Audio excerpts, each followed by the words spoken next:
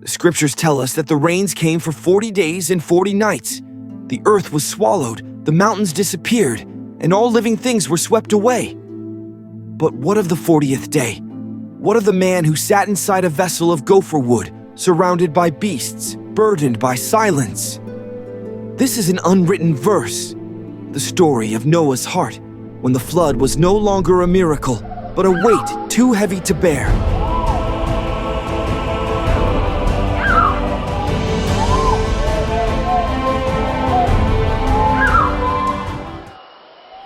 The ark groaned like a living creature, its timbers bending and sighing with every wave that struck its flanks. Darkness pressed close from every side, not the peaceful dark of night beneath the stars, but a choking weight that smothered breath and spirit alike. For 40 days and 40 nights, the rain had not ceased, and even now it beat mercilessly against the roof, a ceaseless drum that drowned all hope of silence. Inside, the air was heavy with dampness and the pungent odor of beasts. The stench of dung and wet straw mingled with the sour tang of human sweat. Sheep shifted nervously in their pens, bleating low as though they too longed for deliverance. Oxen moaned and stamped their hooves. Birds fluttered restlessly against the woven bars of their cages, wings beating in futile protest.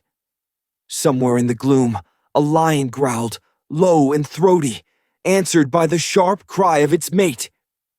Noah sat with his back against a central beam, the wood slick beneath his hand from constant dripping.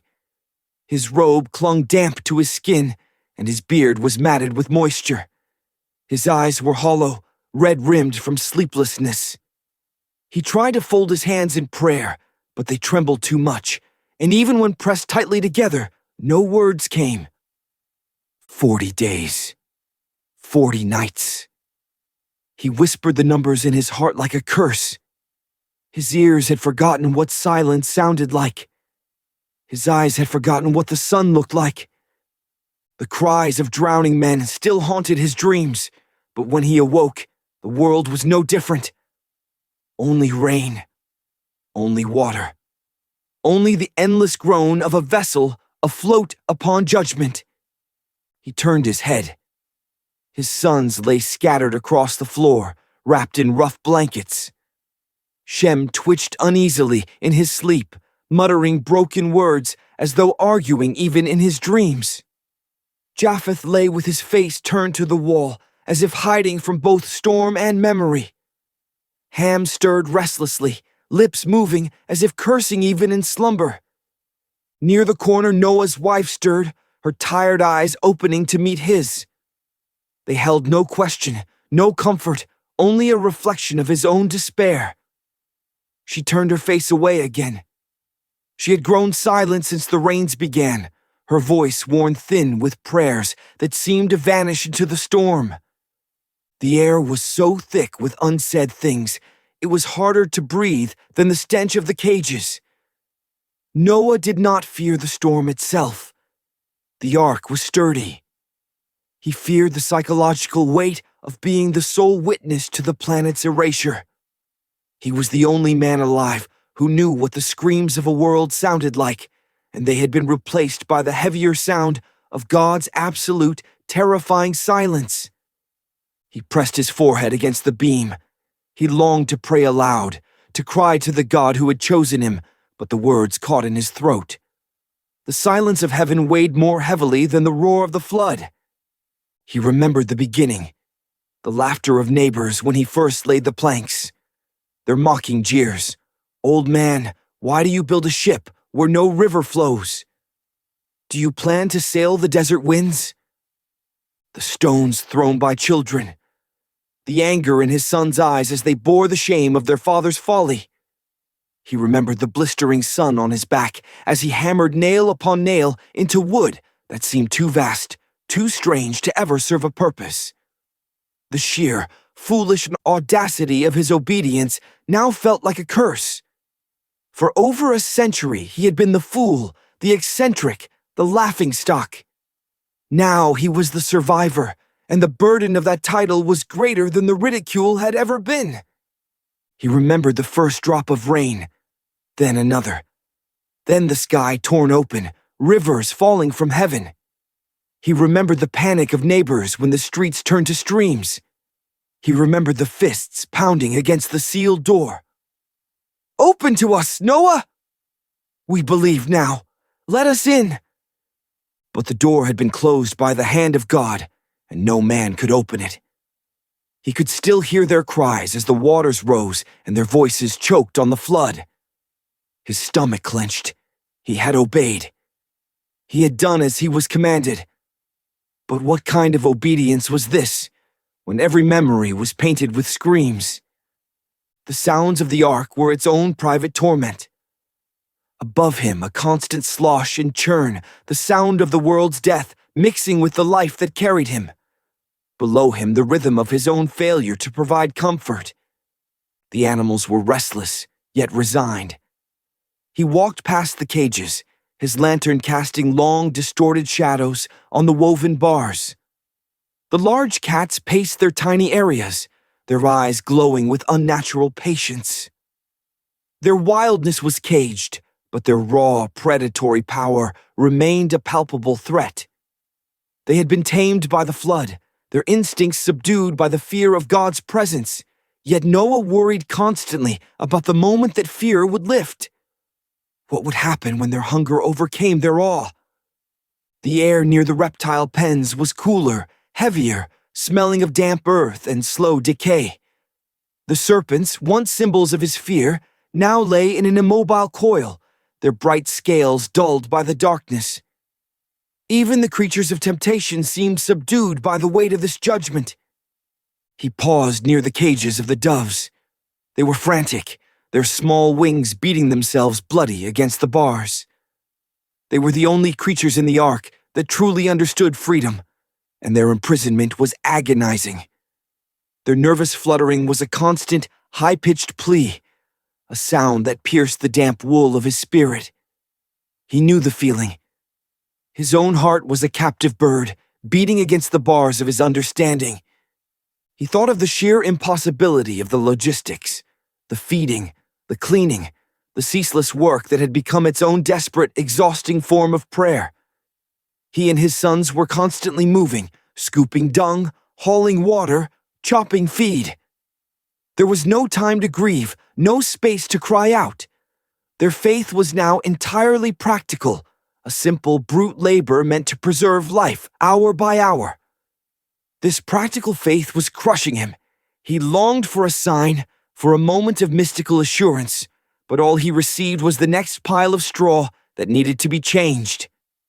A rustle disturbed his thoughts. Shem was awake, his eyes heavy but sharp. He crept across the floor and crouched beside his father. "When will it end?" Shem whispered. His voice was not angry, just profoundly tired.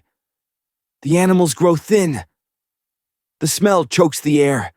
My wife weeps herself to sleep each night. Even the doves beat their wings against the cage until their feathers bleed. Have we been spared for life, or condemned to a slower death?" Noah looked into his son's eyes, but his tongue was heavy, his lips sealed. What comfort could he offer? The promises of God felt like dried leaves in his mouth. He could only offer silence. Ham woke next, his voice sharp and bitter. He did not approach them. He merely spat the words across the damp straw. "You promised us, Father. You said the Lord would deliver. But I see no land, no sky, no hope. I see only water.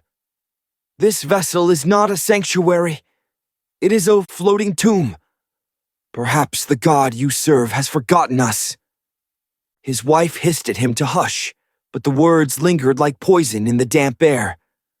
Ham's resentment was rooted in the sacrifices he had made, the loss of his friends, the long years of ridicule, the sheer, unrelenting labor.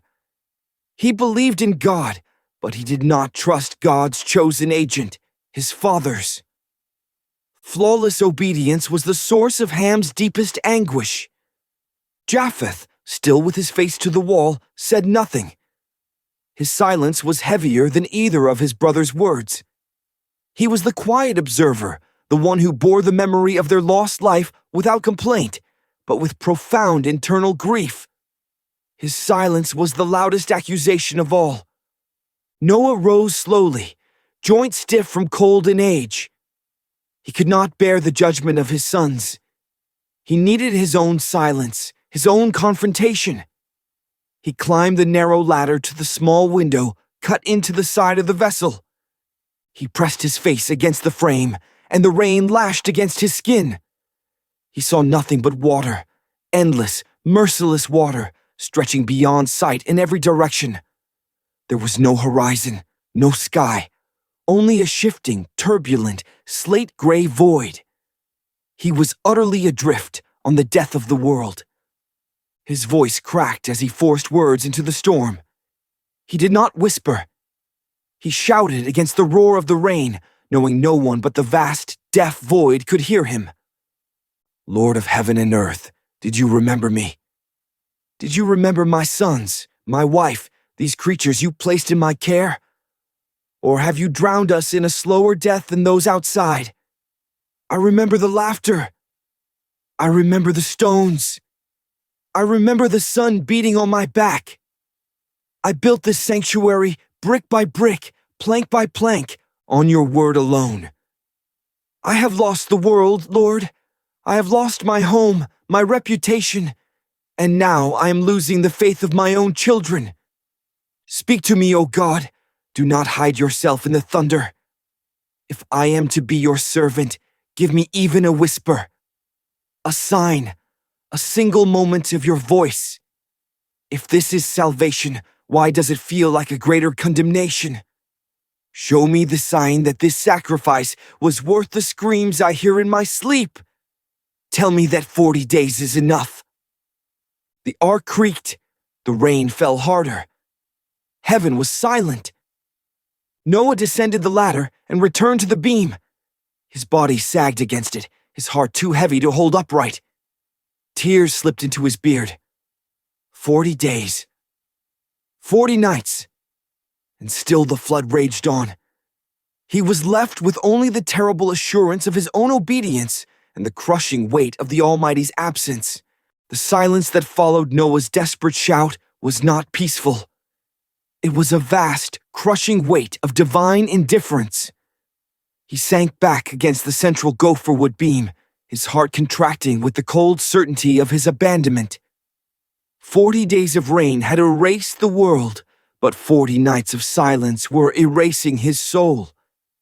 The air inside the ark was a constant, suffocating reality. It was a dense microbial soup, the stench of 40 days of unceasing animal waste, wet straw, and the cloying sweet decay of thousands of plants and grasses piled for feed. The only thing that kept the air breathable was the constant, exhausting labor of shifting the muck. Now, in the deep hours past midnight, when his sons slept in exhausted heaps, the stench was a character in the story, a silent, sickening antagonist pressing against his will. It was the physical manifestation of the judgment, reminding him of the filth that humanity had become. The groan of the ark became a language he understood. Every low, resonant thrum was the water striking the hull. Every high-stressed creak was the wood twisting under pressure. It was the sound of existence being stretched to its breaking point, and he was the only captain listening. His sons slept, trusting the vessel, but Noah felt the responsibility of every plank, every nail, every seam sealed with pitch. He was the covenant made manifest in wood, and the covenant was struggling to stay afloat. He felt a hand on his shoulder and stiffened. It was Ham, his face pale and drawn in the meager light of the single oil lamp. "Father," Ham began, his voice barely above a whisper, yet sharp with accusation, "the lion is refusing the feed. The bird pens are empty of eggs. We are running short on the dried figs, and Japheth miscalculated the storage for the horned beasts. We are failing, Father. Day by day, we fail a little more. Tell me the truth. Is this sanctuary or sarcophagus? Did God save us, or simply postpone our sentence? Ham's resentment was the bitterest sorrow Noah carried.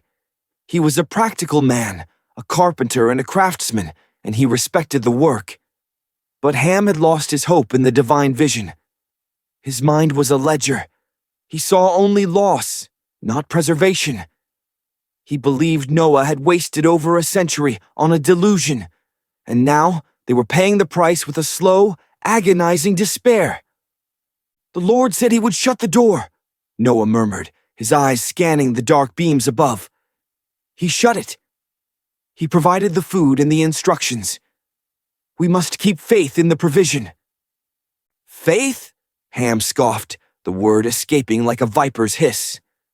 "Faith does not change the mold growing on the sacks of grain.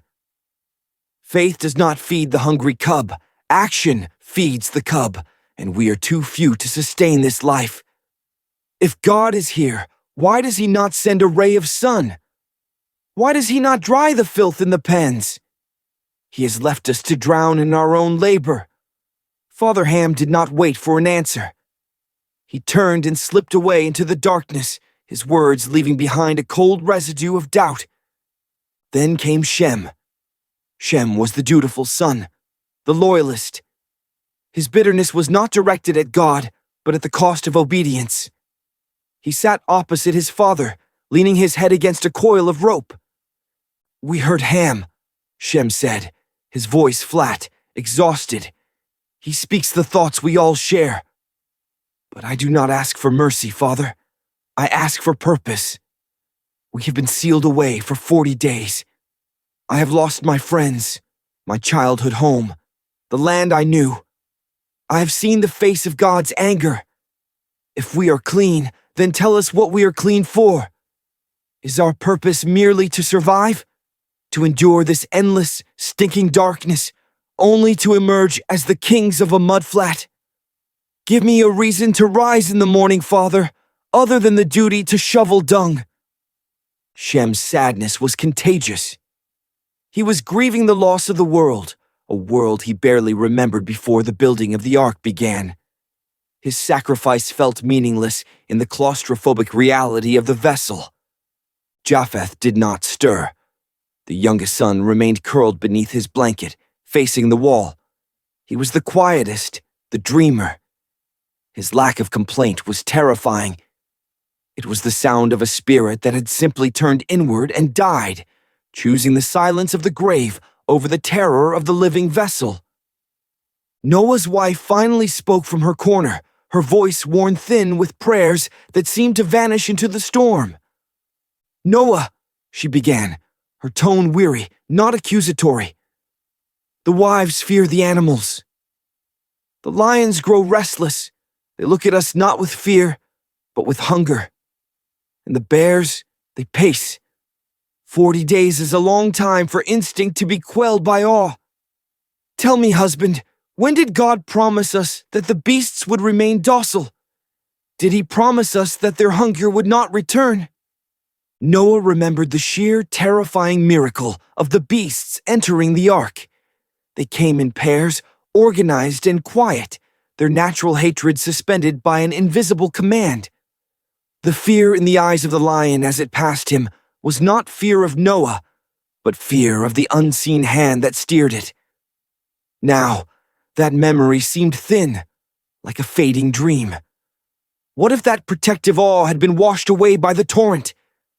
He pressed his forehead against the beam again, seeking the familiar grain of the wood. The accusations of his family pushed him back to the memory of the past, forcing him to re-examine the foundation of his faith. He remembered the blistering sun on his back as he hammered nail upon nail into wood that seemed too vast, too strange to ever serve a purpose. For 100 years, the sun had been his constant, mocking witness. He remembered the laughter of neighbors when he first laid the planks. Their mocking jeers. "Old man, why do you build a ship where no river flows? Do you plan to sail the desert winds?" The stones thrown by children. But worse than the ridicule was the memory of God's exact words. They now felt less like a promise and more like a crushing, detailed instruction manual for a divine execution. Make thee an ark of gopher wood. Room shalt thou make in the ark, and shalt pitch it within and without with pitch. The words echoed in his mind, sharp and clear. Every joint he sealed, every room he built, was a direct act of faith. But he realized the words stopped short of promising comfort. They only promised preservation.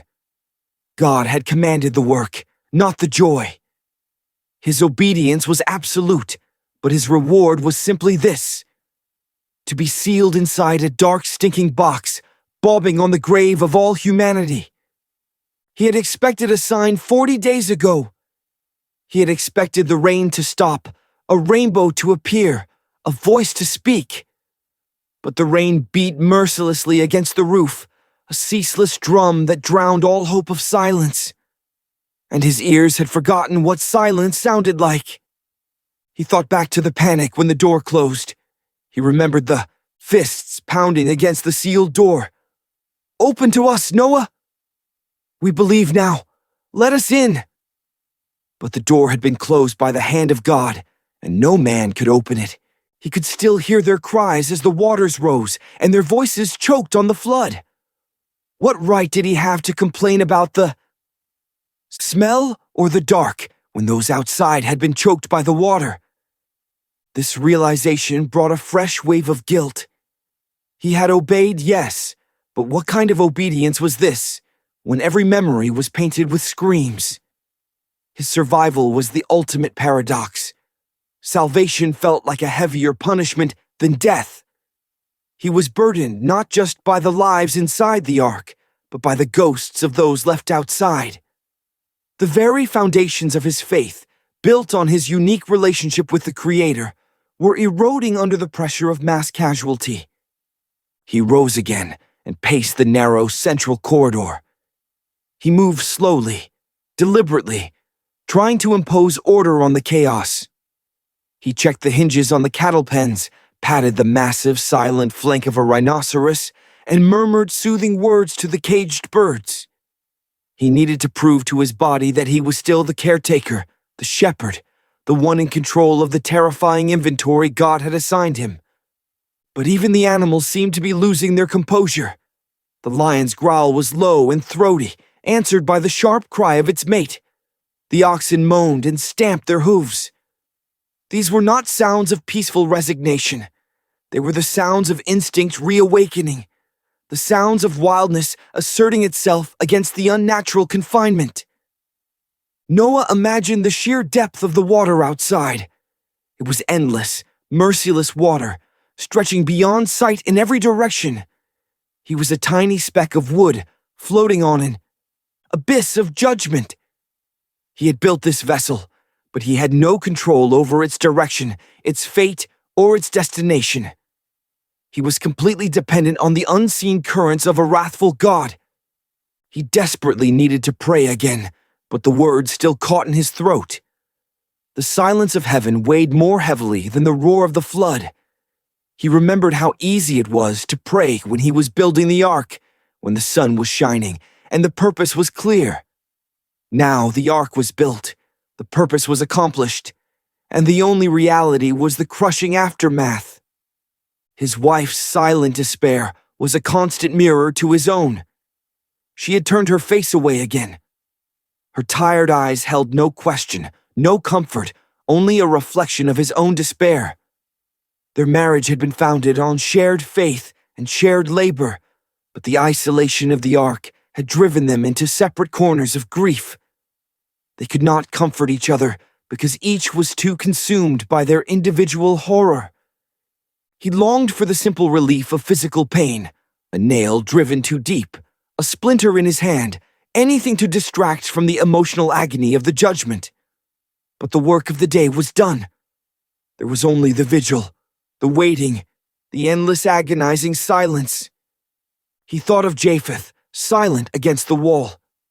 Japheth's silence was heavier than either of his brother's words. The young man was suffering a quiet death, mourning the loss of a world he would never know again. Noah felt a sharp paternal failure. He'd saved his sons' bodies, but he had failed to save their spirits. He returned to the center beam, his body sagging against it, his heart too heavy to hold upright. Tears slipped into his beard. 40 days. 40 nights. And still the flood raged on. The ark groaned again, a deep, resonating sound that seemed to come from the heart of the wood itself. It sounded like the unspoken grief of creation. Noah was the only man left to bear that sound. He realized the true test was not the building of the ark, nor the weathering of the storm, but the endurance of this terrifying, profound solitude. He was the king of a graveyard, and his crown was a heavy, damp solitude. He was not just waiting for the rain to stop, he was waiting for God to remember him. The deep hours of the 40th night had begun to bleed into the dawn of the 41st. Noah finally succumbed to exhaustion, slumping against the gopher wood beam. Sleep, however, offered no refuge. It offered only a new kind of terror. His mind became a flickering chamber of horrors. He was no longer inside the ark. He was outside, floating just above the murky, churning surface of the flood. He saw the peaks of the submerged mountains, their granite shoulders momentarily visible beneath the froth before being swallowed again. He saw the dark, swirling eddies that marked the grave of a great city, towers and walls dissolved into a spectral underwater ruin. The water was no longer merely water. It was the liquid history of human depravity, churned into a single vast ocean of regret. In the dream, the voices began. Not the screams of panic, but the low, mournful echoes of those who had known him. He heard the voice of Mathis, the baker, whose bread Noah had often bought. "You saw me, Noah. You looked into my eyes as I laughed at your foolish planks. Why did you not warn me sooner? Why did you let me choose ignorance?" Then came the chilling, high-pitched wail of Lila, a neighbor's child, whose bright eyes Noah remembered seeing peer through the construction fence. "The water is cold, Grandfather Noah. It is so cold. We are lost because you believed a story we couldn't hear." He felt the ghostly, drowning hands of thousands reaching for the ark, their fingers dissolving upon contact with the sacred pitch. He saw faces contorted not by pain, but by profound final betrayal. They were not angry at God. They were angry at Noah, the man who had been given the escape route, the man whose obedience had confirmed their judgment. The horror intensified when he saw himself, a younger Noah, standing resolute by the closed door. The water was waist-high, and a woman was pounding on the wood. He knew her name, he knew her husband, and her children. He raised his hand in the dream, willing himself to obey God's command not to open the door, yet his heart fractured with the sheer, crushing weight of his compliance. He saw the water rise past her eyes, and her final expression was not terror, but a searing question that burned into his soul. Why were you worthy, and I was not? He thrashed against the beam, waking with a guttural gasp. The smell of the ark rushed back, the humid, suffocating reality of dung, straw, and fear. The dream had been more real, more terrifying than the storm itself. He sat up, shivering violently, despite the heavy, damp heat. He pressed his palms into his eyes, trying to scrub away the phantom voices. The dream had crystallized his deepest fear. His survival was a crime. He was not merely saved, he was a witness to genocide. How could he ever emerge from this vessel and walk upon the new, clean earth without hearing the echoes of the drowned with every footstep? The scent of the clean rain was supposed to be a promise of refreshment, but all it smelled of now was the brackish water that was the grave of his entire generation. He was the last man of the old world. His memories were tainted, his faith was now a scar. He had been instructed to preserve life, but he felt like the custodian of death. He looked over at his sons, still sleeping in their exhausted heaps. He saw them not as the future, but as 4 additional burdens of guilt. Their lives were on his conscience. Their eventual flourishing would be a constant, living tribute to the billions who had perished. His sons and their wives were the 8 pillars of his survivor's guilt. He remembered the early days of the flood, when he had stood by the single window in awe of God's power. That awe was now replaced by terror and resentment. He remembered thinking, "My God is mighty. He keeps his promise." Now he thought, "My God is terrifying. He keeps his promise absolutely." The difference between those 2 thoughts was the difference between faith and madness. He felt the rough cords of the rope used to secure the central feed barrels. He reached out, his hands trembling again, and his touch brought back another agonizing memory. The memory of the sheer frantic labor in the final hours. The ground was already beginning to soften, the rain falling steadily, and the crowds had stopped laughing and started pleading. He remembered the last nail he hammered into the door frame. His hands were shaking so hard that he missed the mark 3 times, leaving scars in the gopher wood. His son, Japheth, pale and silent, had held the heavy wood steady. Then, the final terrifying moment. God's voice, a single deep resonance that shook the very foundations of the earth, saying, "Come thou and all thy house into the ark." It was a command, not an invitation. He remembered herding the last of the smaller animals, the weasels, the rabbits, the mice, their tiny panicked movements, a final sign of life before the end. He remembered the deafening sound of the door sealing itself, not by his strength, but by an unseen, terrifying force that slammed the huge wooden slab shut, locking the fate of the world outside and the terror of salvation within. The sound of the seal was the loudest sound he had ever heard, a sound of divine finality. It was the moment he knew with absolute, terrifying certainty that God was real, God was judging, and he was trapped. He had expected relief once the door was shut. He expected to hear God's voice of comfort. Instead, the rain began in earnest, a torrent so violent it sounded less like water and more like stones hitting the roof. And the cries of the doomed began, piercing the gopher wood as if it were parchment. Noah crawled across the damp floor to the center of the ark, away from the sleeping family, away from the demanding presence of the animals. He fell upon his knees, the chill of the wood seeping into his weary bones. He was ready for the prayer of anger. "Lord," he hissed, his voice raw, escaping the confines of his throat like compressed steam. He did not shout. He forced the words out in a low, furious whisper, lest his sons hear and his final vestige of authority crumble. "You called me. You said I found grace in your eyes. You spoke of a covenant, a promise of new life. But where is the grace now? I am drowning in the filth of your righteous judgment. I'm choking on the smell of the world you destroyed. I am tormented by the faces of the people you cast aside. Why did you not simply cleanse the earth, Lord? Why did you need to save me?" His fist clenched the collar of his damp tunic. "You made me witness the end of everything. You made me listen to their cries. I built this ark, Lord, but I am now the vessel of their ghosts.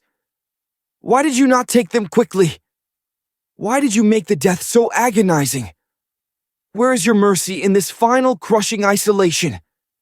I have lost everything, and my reward is the title of survivor, a title I cannot bear. This is not grace, Lord. This is a slow spiritual execution." He paused, tears of rage blurring his vision. The ark groaned deeply, as if answering his anguish.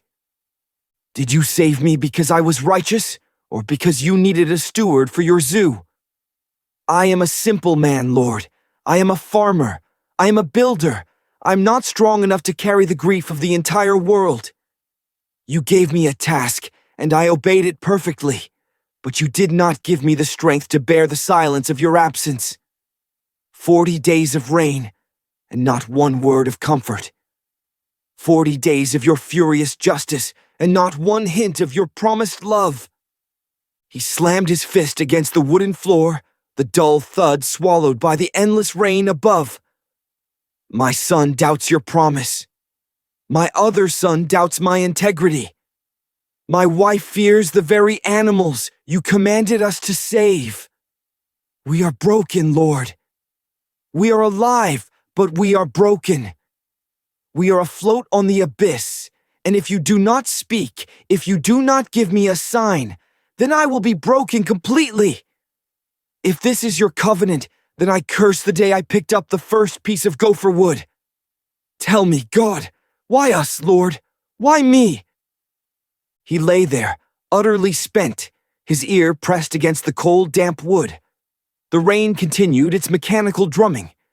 The ark continued its weary groan. The only sound that changed was the slow, desperate pounding of his own heart. He had screamed his question into the void, and the void had answered with the same suffocating silence. He was caught between two impossible truths, the terror of judgment that had annihilated the world, and the terror of mercy that had chosen him to survive it. His faith had delivered him to a prison of profound guilt, and he saw no path to freedom. He remained there, a desolate figure in the dark, waiting for a dawn he could not see, praying for a voice he could not hear. The 41st day had begun, and the silence was heavier than the sea. The 41st day dragged on, heavy and airless, until the moment came, the moment that defied all the logic of the past 40 days. It was not a thunderclap, nor the sound of a voice. It was a subtle shift in the relentless drumming overhead. The sound of the rain, which had been a solid, furious roar, became fractured. It was still pouring, yes, but the uniform, deafening cadence had broken. There were moments, tiny, almost imperceptible fractions of silence between the impact of the drops. Noah, still collapsed on the floor, his ears pressed to the gopher wood, heard it first. It was the sound of less. He lifted his head slowly, his muscles protesting the movement. He strained his hearing, tuning out the shifting sheep and the groaning wood. Yes, the roar was diminishing. It was changing from the sound of annihilation to the sound of simple, profound water. The rain was not stopping, but the sky was no longer broken. The faucet of judgment had finally begun to turn. He rose to his feet, unsteady. He didn't speak a word, didn't dare breathe the hope aloud. He simply walked to the narrow central ladder and climbed toward the single high window. The glassless slit was still lashed by water, but as he wiped the condensation away, a miracle unfolded on the pane of the world. Through the ceaseless gray, a single pale column of light pierced the deluge. It was not the sun, not the warmth of the day, but merely a lessening of the darkness. A subtle, watery illumination that replaced the absolute, suffocating blackness. The darkness of the 40 days had been a blanket. This was the first tear in the fabric. A gasp escaped his throat. He slumped against the window frame, no longer in despair, but in an overwhelming, dizzying shock. The world was still water, but the sky had remembered them. The change was instantaneous throughout the ark. The shift in sound woke his family. Ham sat bolt upright, staring at the ceiling. Shem rose to his knees, his face tilted up, listening with profound concentration. Japheth slowly unfolded himself from the wall, his silence finally broken by a low, amazed sound of understanding. The animals sensed it too. The pacing line settled. The nervous bleating of the sheep quieted. Even the frantic flutter of the doves stopped, replaced by a low, unified cooing, as if acknowledging the reprieve. The oppressive atmosphere of spiritual warfare lifted, replaced by a delicate, fragile quiet. Noah moved from the window, his movement now charged with purpose. This was the moment the instructions began again. This was the point where survival turned into stewardship. He descended the ladder, his steps lighter than they had been in 6 weeks. "The water is abating," he murmured, his voice hoarse from disuse. "The firmament remembers its boundaries." His sons stared at him, their bitterness suspended by the miracle above. Ham rushed toward the food stores, galvanized by a practical need. "Then we must ration! The grain will last longer now. We must make up for the spoilage." His action was his prayer. Shem, however, looked not to the stores, but to the ceiling. "It is the sound of hope, Father. Not loud, not mighty, just less." The first act of the new era was one of uncertain observation. Noah ordered the high wooden window on the side opened. He and Japheth, the silent dreamer, hauled the heavy damp planks aside, letting in a draft of air that was cold, fresh, and saturated with the memory of the storm. He reached into a cage and gently retrieved a raven. The black bird was strong, restless, its eye bright with untamed wildness. The raven was an ominous choice, a scavenger bird of the old world, a creature of death and dark places. Noah chose it deliberately. He needed to know if the world was ready for scavenging, or if it was still a vast, drowned tomb. He held the bird in his hands for a long moment, feeling its rapid, furious heartbeat against his thumb.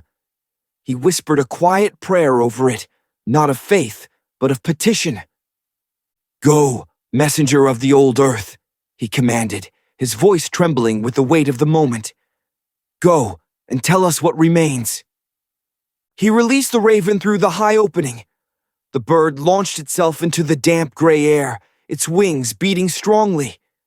It was quickly lost in the swirling mist and the continued heavy drizzle. It was a fearful act. Noah knew the raven would not return if it found food, if it found death. Its continued absence would mean that the drowned world was still fully present, its decaying carcasses spread across the surface of the waters. Noah waited at the opening, the cold wind chilling him to the bone. The family gathered behind him in silent, unified vigil, their personal conflicts momentarily forgotten. The only reality was the empty space where the raven had been. Hours passed. The rain slowed further, becoming a persistent, heavy mist. The creaking of the ark was less panicked now, settling into a deep, rhythmic rock. It was Noah's wife who broke the profound, agonizing tension. She was feeding the smaller mammals, the nervous rabbits and rodents, and suddenly, the smallest of the boys, Ham's son, laughed. It was a thin, reedy sound, unfamiliar in the ark. He had seen the rabbit nibble a piece of dried grass in a particularly comical way. It was a laugh of innocence, completely untainted by the guilt and terror that saturated the hearts of the adults. The sound was so foreign, so unexpected, that it cracked the thick ice of the family's grief. Shem smiled weakly. Ham's wife, who had not ceased weeping in weeks, choked back a sob that turned into a quiet, hopeful giggle. It was their first laughter in weeks. It was a tiny, fragile promise that life, even in the heart of the abyss, insists upon simple, spontaneous joy. It was the first soft whisper of the new world entering the old vessel. Noah turned away from the vast, empty water and looked at his family. He saw them not as burdens of guilt, but as the irrevocable future. He saw the sheer, defiant miracle of their survival reflected in the child's innocent laugh. He closed the heavy window, not in fear, but in recognition that the moment of active waiting was over. The raven had gone, and now he must wait for the dove. The raven represented the judgment and the decay of the past. The dove would represent the covenant and the promise of land. Noah returned to his beam. He knelt, but this time, he did not rage. He did not ask for a sign, nor did he demand a voice. He offered the prayer of endurance. "Lord my God," he whispered, his voice steady now, cleansed by his previous outburst of anger. "You did not speak to me in the thunder, nor in the wind, nor in the fire of your judgment. You spoke through the change in the sound. You spoke through the silence. You spoke through the cessation. I curse the day I built this ark, but I retract my curse. I accused you of abandonment, but I was wrong. You were not silent. I was deafened by the storm. You were not absent. You were the very current that steered this vessel through the night. You gave me the work of my hands, and that work became my salvation, my distraction, and my testimony. I will not ask for the rainbow now. I will not ask for the dry land. I will not ask for the dove. I only ask that you make my heart strong enough to wait in this new, fragile quiet. If your will is to be silent, then let my faith be found in my endurance. If your will is to move slowly, let my spirit learn the patience of your creation. I'm ready to be your servant, Lord. My fear is now purified. My spirit is broken, but not destroyed. I will not survive for myself. I will survive for the laughter of a child. I will survive for the flight of the dove. I will survive for your name's sake. And I will wait. He rose, stretching his arms above his head, releasing the final knots of tension that had bound him for 41 days. The ark moved gently beneath him, no longer fighting the waves, but simply riding them. The terror was gone. The silence remained, but it was no longer the silence of the grave. It was the silence of expectation.